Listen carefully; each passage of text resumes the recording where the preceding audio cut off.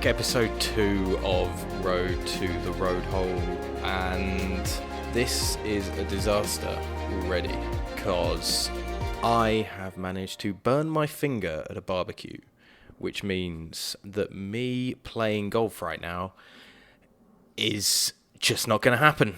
I've got a burn right on my left index finger, right where it meets and grips the club, and I tried playing against my friend George in a match of our little competition, the Black Lion Championship, and it keeps on pulling at the blister, at the burn, as I swing from my grip, and it just means I can't play without damaging it even more, which is absolutely horrible, unfortunately. So everything is going to be completely slowed down.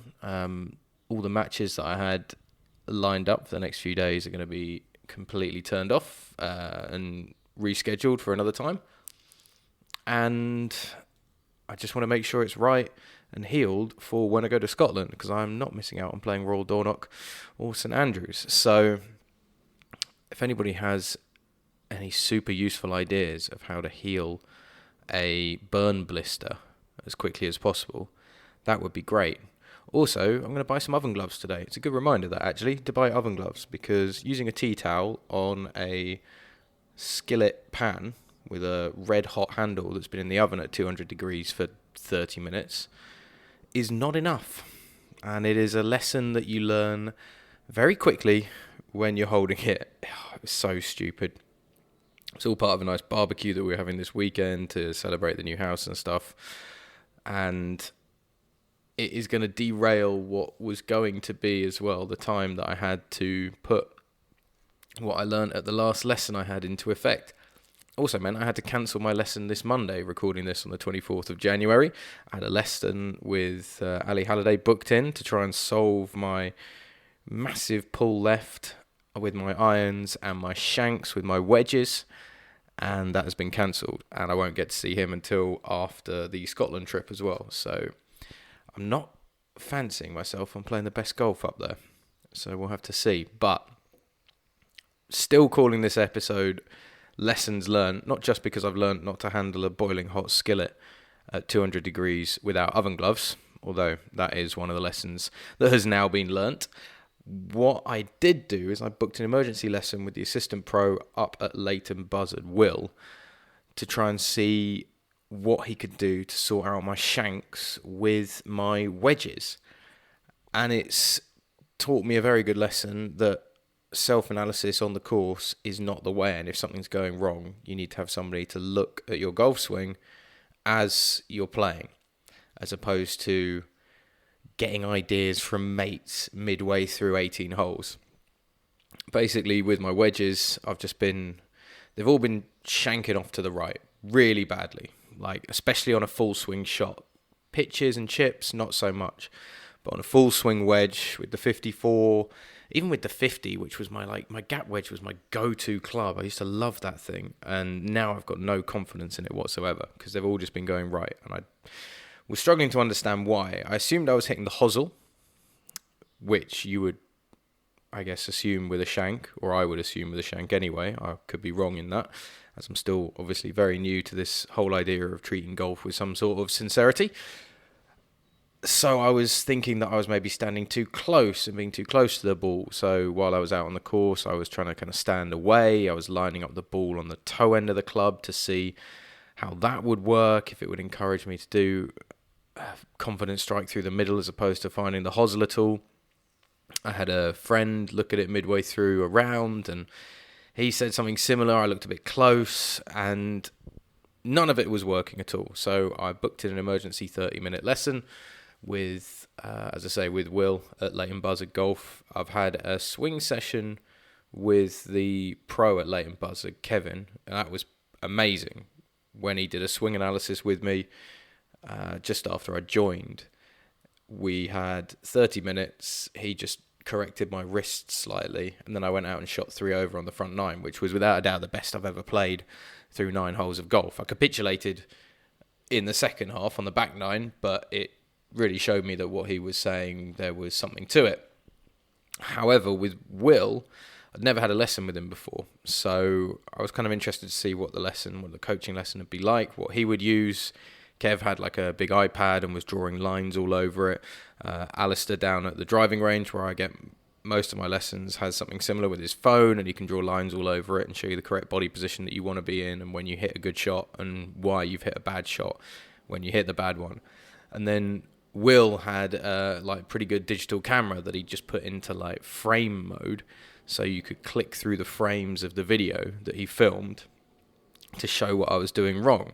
Now, I was always told that a really good thing to do is to have your chest kind of out, shoulders back, nice and upright back rather than being hunched over. And that's always put me, when I've got into that sort of position, in a, I'd say quite stiff, because I'm only thinking about the rotation in the shoulders and the waist to like generate power. You know, people tell you golf's a lot about core as well as being able to fling your arms and shoulders at it. And so I guess I've just been getting tighter and tighter, because apparently when I used to have a very tight wrist lock, and then I put, after the session with Kevin, in a slight bend in the wrist to kind of loosen things up, and that worked well. But now what I've done is I'm still tight through my shoulders and body position, and that's still leaving my arms to be tight. So my arms aren't loose at all with these wedge shots. And what's happening is I'm not, as Will called it, rolling the hands over as I come through.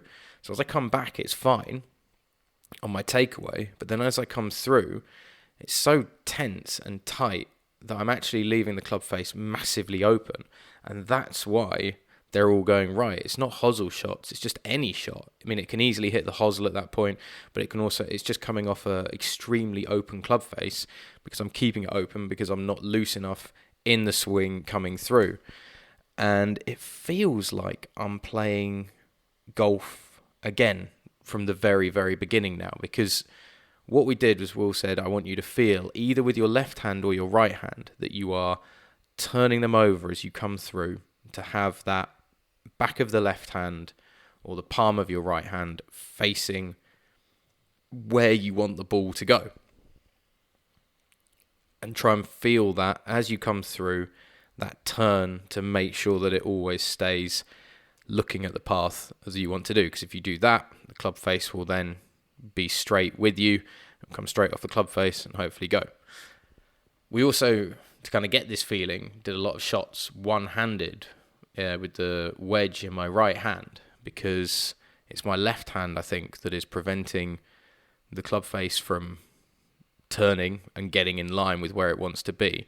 And sure enough, when you hit a shot with just your right hand choking down on the club a bit for a bit of control, the club face naturally comes through at the correct angle, because it's really difficult to lock your arms so much without it feeling awkward to prevent the club face from getting back to the point that it wants to be at. But when you've got two hands on it, it's obviously easier to force it and hold it open. So yeah, I was doing that, and every time I felt like I was going to hook this massively left, because I'm really trying to roll my hand over to get it in supposedly the right position, but what feels like a really awkward position suddenly.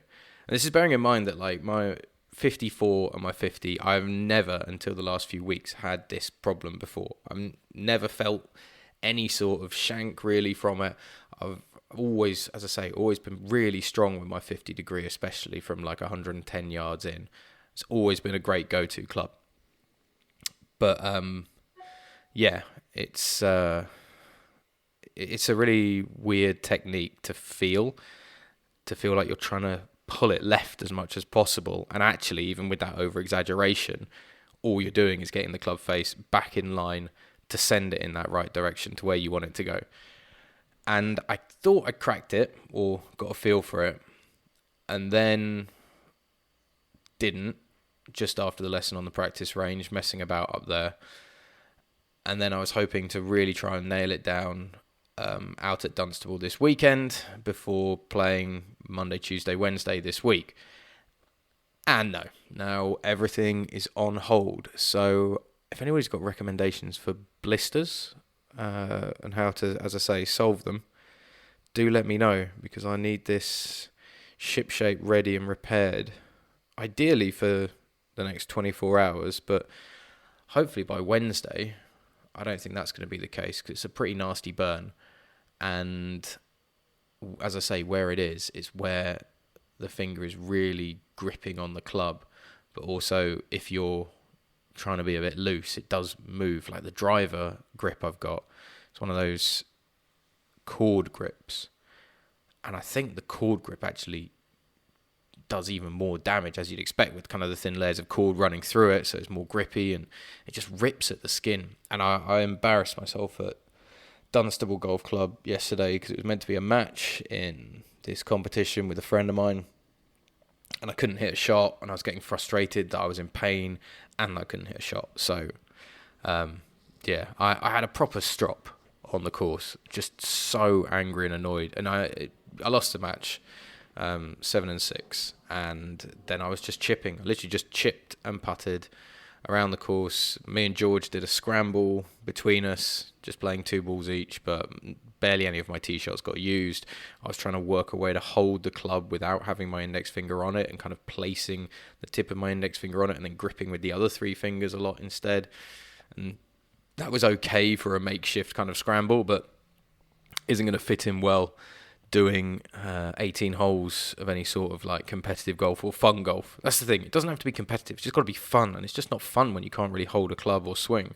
It's a bit like when I did wakeboarding, and I tried to stupidly have a tug of war contest with a wakeboarding boat. Rather than getting the technique down, I was just like, no, I'll just pull myself up as the boat pulls me along, and that'll be fine. And it destroyed my forearms, and for about 4 days, I couldn't hold the golf club properly because my forearms were in such pain and so stiff from losing this tug of war to a powerboat. So, yeah, it's all silly mistakes that are going to cost the enjoyment of what is meant to be a beautiful game in golf. But, we'll see how it all goes. I just want to be able to play properly up in Scotland and hopefully try and fix some of the woes so I don't completely embarrass myself around these great courses, and I get to actually enjoy the courses by playing okay. I mean, you always want to play a nice course well, because then you feel like you've enjoyed it more. And just hacking your way around like linksy golf is going to be disastrously tough anyway. So doing it with an injury, not going to be fun. So we'll see how it all goes. It's definitely lessons learned this week. Hopefully there's more lessons to learn in terms of fixing these problems that I've got with my golf game. And the handicap is going to be rocketing up. So I would imagine that actually by the end of summer, even though I want it to be down to like a 15, there's a strong chance I could be back up to an 18 or so, because there's a lot of good rounds that are about to come off. And unless I can solve these issues quickly and get in ship-shape condition, it's not going to change for the better. But yeah, that's 15 minutes of trying to work out how to solve my golf game, and we'll see if it leads to anything in terms of being able to repair this hand before Scotland in the next few days or so.